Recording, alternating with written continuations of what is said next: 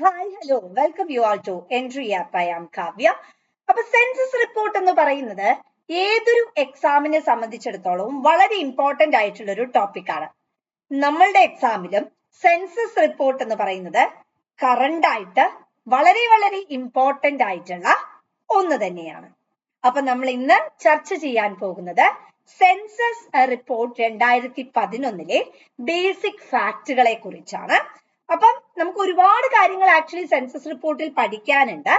അതിൽ ഏറ്റവും ഇമ്പോർട്ടന്റ് ആയി നിങ്ങൾ ഒരു കാരണവശാലും മിസ് ചെയ്യാൻ പാടില്ലാത്ത ഡാറ്റയാണ് നമ്മൾ ഇന്ന് ചർച്ച ചെയ്യാനായി പോകുന്നത്. So let start. ഇന്ത്യയിലെ ആദ്യത്തെ ജനസംഖ്യാ സെൻസസ് എന്ന് പറയുന്നത് 1872 നടന്നത്. ഇത് നിരന്തരമായി ചോദിക്കുന്ന ഒരു ചോദ്യം തന്നെയാണ്. എപ്പോഴാണ് ആദ്യത്തെ ജനസംഖ്യാ സെൻസസ് എന്ന് പറയുന്നത് കണ്ടക്ട് ചെയ്തത്? എപ്പോഴാണ് ആദ്യത്തെ ജനസംഖ്യാ സെൻസസ് എന്ന് പറയുന്നത്? 1872. ഫസ്റ്റ് പോയിന്റ് നമ്മൾ പഠിച്ചു കഴിഞ്ഞു അല്ലെ? ഓക്കെ. എന്നാലും ഇന്ത്യയിൽ വളരെ സിസ്റ്റമാറ്റിക് ആയിട്ടുള്ള സമ്പൂർണ്ണ സെൻസസ് എന്ന് പറയുന്നത്, അതായത് എല്ലാ ഡാറ്റയും എല്ലാ ഇൻഫോർമേഷനും ഓതറൈസ് ചെയ്ത് നമ്മൾ പോസ്റ്റുലേറ്റ് ചെയ്ത വളരെ ഒറിജിനേറ്റ് ചെയ്ത സിങ്ക്രണസ് ആയിട്ടുള്ള സെൻസസ് എന്ന് പറയുന്നത് 1881 നടന്നത്. അപ്പൊ ആദ്യത്തെ സെൻസസ് എന്ന് പറയുന്നത് 1872 നടന്നാലും സിങ്ക്രണൈസ്ഡ് ആയിട്ടുള്ള സമ്പൂർണ്ണ രൂപത്തിലുള്ള സെൻസസ് എന്ന് പറയുന്നത് 1881 നടന്നത്. നമുക്കറിയാം സെൻസസ് എന്ന് പറയുന്നത് ഓരോ 10 വർഷം കൂടുമ്പോഴാണ് അത് പോസ്റ്റുലേറ്റ് ചെയ്യുന്നത്. ഇപ്പം സേ ഫോർ എക്സാമ്പിൾ 2001 ആദ്യത്തെ, അതായത് ഈ കഴിഞ്ഞ 2011 സെൻസസിന് മുമ്പുള്ളത് കഴിഞ്ഞത്. ഇനി 10 വർഷം കൂടിയപ്പോഴാണ് 2011 അടുത്ത സെൻസസ് നടന്നത്. ഇനിയും 10 വർഷം കഴിഞ്ഞ് 2021 അടുത്ത സെൻസസ് പോസ്റ്റുലേറ്റ് ചെയ്യേണ്ടിയിരുന്നത്. എന്നാൽ ചില കാരണങ്ങളാൽ, നമുക്കറിയാം ഫ്ലഡ്, അതുപോലെയുള്ള കുറച്ച് കാരണങ്ങളാല്, കോവിഡ് ഒക്കെ പോലെയുള്ള കാരണങ്ങളാൽ നമ്മുടെ സെൻസസ് നീണ്ടു പോവുകയായിരുന്നു. ആൻഡ് ഓൾമോസ്റ്റ് നമ്മളിപ്പം സെൻസസ് ഡാറ്റ കളക്ട് ചെയ്ത് സ്റ്റാർട്ട് ചെയ്തിട്ടുണ്ട്. 2026-27 ടൈം പീരീഡ് ആകുമ്പോഴേക്കും അടുത്ത ഒഫീഷ്യൽ സെൻസസ് വരും എന്നാണ് പ്രെഡിക്റ്റ് ചെയ്യുന്നത്. ഇന്ത്യയിലെ ദശവത്സര സെൻസസ് എന്ന് പറയുന്നത് 15 തവണയാണ് നടത്തിയിട്ടുള്ളത്. സ്വാതന്ത്ര്യ ലബ്ധിക്ക് ശേഷമാണെങ്കിൽ അത് 7ാം തവണ, അതായത് 2011 സെൻസസ് എന്ന് പറയുന്നത് ഇൻഡിപെൻഡൻസിന് ശേഷം 7ാമത്തെ തവണയാണ് വരുന്ന സെൻസസ് ആണ്.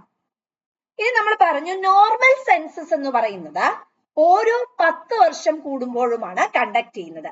എന്നാൽ കൃഷിയുടെ ഏരിയയിൽ കാർഷിക സെൻസസ് എന്ന് പറയുന്നത്, അതിന് നമ്മൾ ഇംഗ്ലീഷിൽ അഗ്രികൾച്ചറൽ സെൻസസ് എന്ന് പറയും, അത് ഓരോ 5 വർഷം കൂടുമ്പോഴുമാണ് കണ്ടക്ട് ചെയ്യുന്നത്.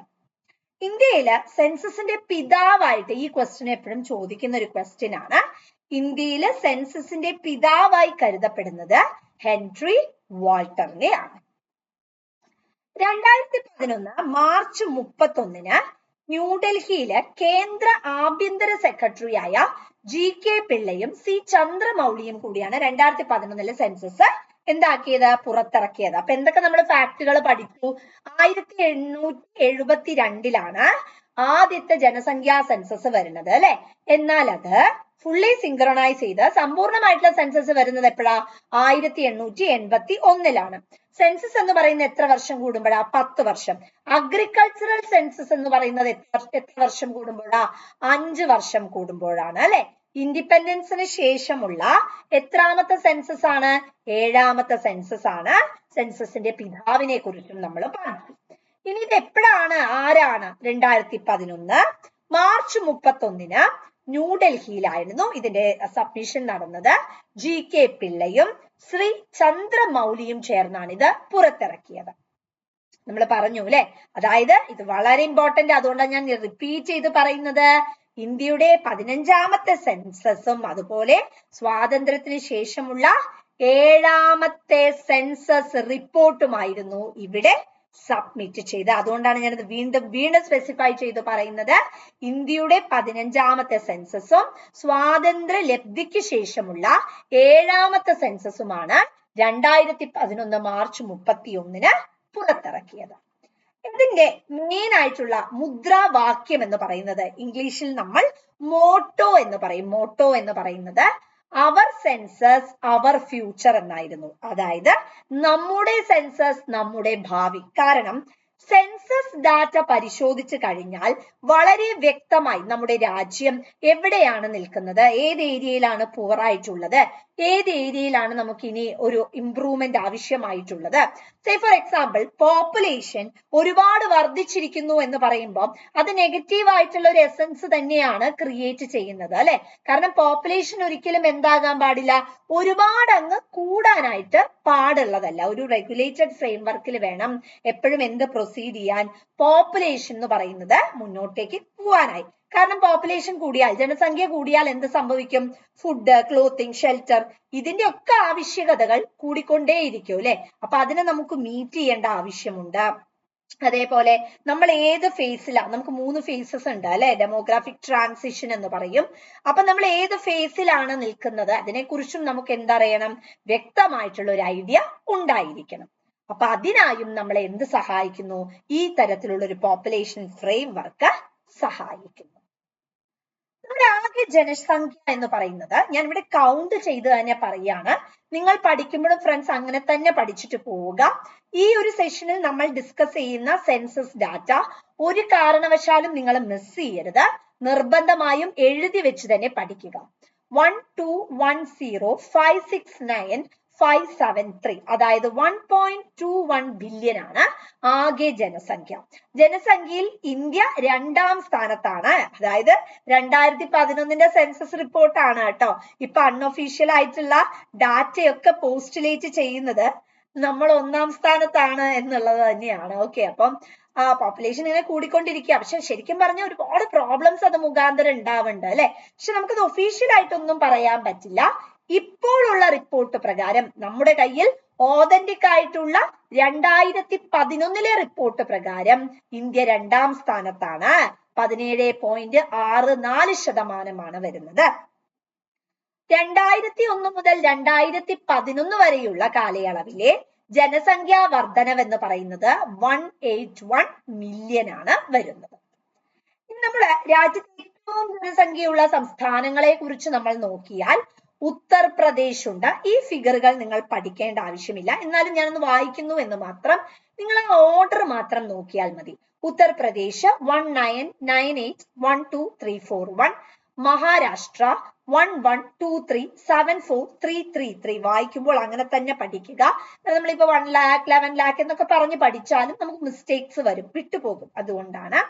ബീഹാർ ആണെങ്കിൽ 1040999452 ആണ് വരുന്നത്. വെസ്റ്റ് ബംഗാൾ 91276115. ഇതാണ് രാജ്യത്തെ ഏറ്റവും ജനസംഖ്യയുള്ള സംസ്ഥാനങ്ങൾ എന്നുള്ളതായി നമ്മൾ പോസ്റ്റുലേറ്റ് ചെയ്യുന്നത്. ഇനി രാജ്യത്ത് ഏറ്റവും കുറഞ്ഞ ജനസംഖ്യ ഉള്ളത് ലക്ഷദ്വീപ് 64473. അല്ലാതെ നമ്മൾ 64,473 എന്ന് പഠിച്ചാൽ മറന്നു പോകാനുള്ള ചാൻസ് ഉണ്ട്. അതുകൊണ്ട് കൗണ്ട് ചെയ്ത് പഠിക്കുക. ഡാമൻ ആൻഡ് ഡ്യൂ ആണെങ്കിൽ 243247, ദാദ്ര നാഗർ ഹവേലി 343709, ആൻഡമാൻ ആൻഡ് നിക്കോബാർ ഐലൻഡ്സ് 380581, സിക്കിം 610577. ഇന്ത്യയിലെ ലിംഗാനുപാതം, അതായത് നമ്മൾ ഈ സെക്സ് റേഷ്യോ എന്ന് പറയും അല്ലെ, അത് 943 ആണ്. 943 എന്ന് പഠിക്കുന്നതിനേക്കാളും ഉചിതം 943 എന്ന് കൗണ്ട് എടുത്ത് തന്നെ പഠിക്കുന്നതാണ്. സംസ്ഥാനത്ത് ഏറ്റവും ഉയർന്ന സെക്സ് റേഷ്യോ കേരളയിലാണ് 1084. ഏറ്റവും കുറഞ്ഞത് ഹരിയാനയിലാണ് 877.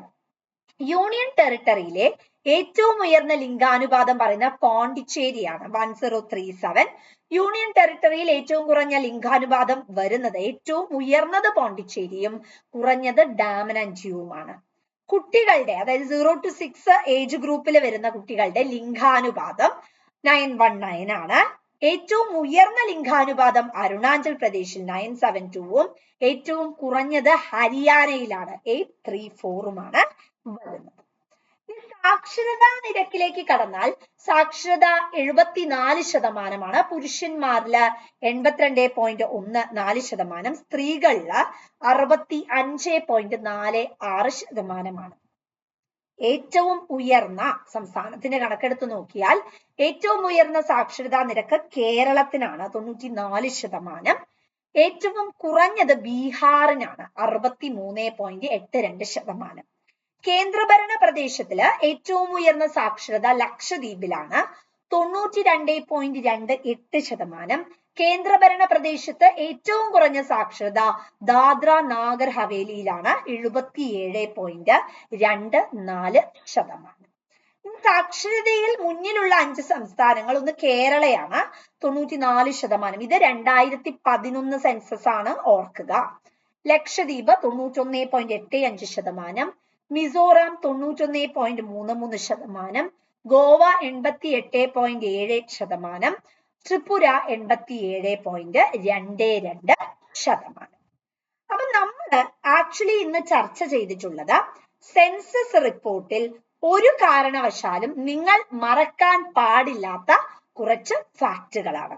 എല്ലാവർക്കും വ്യക്തമായി എന്ന് തന്നെ പ്രതീക്ഷിക്കുന്നു. സോ എക്സാമിന്റെ പ്രിപ്പറേഷൻ എല്ലാം തകൃതിയായി നടക്കുകയാണ്. ആ സമയത്താണ് നമ്മൾ ഈ ഒരു വീഡിയോ നിങ്ങൾക്കായി പ്രസന്റ് ചെയ്തത്. വീഡിയോ ഇഷ്ടപ്പെട്ടിട്ടുണ്ടെങ്കിൽ ലൈക്ക് ചെയ്യുക. അതുപോലെ തന്നെ ഫാക്റ്റുകളെല്ലാം എഴുതി വെച്ച് പഠിക്കുക. എൻട്രിയുടെ ചാനൽ ആദ്യമായിട്ടാണ് കാണുന്നതെങ്കിൽ സബ്സ്ക്രൈബ് ചെയ്യുക. തൊട്ടടുത്തുള്ള ബെൽ ബട്ടൺ അമർത്തുക. സോ ദാറ്റ് നിങ്ങൾക്ക് അടുത്ത വീഡിയോയുടെ നോട്ടിഫിക്കേഷൻ വരുമ്പോഴും കാണാനായി സാധിക്കുന്നതാണ്. Thank you all.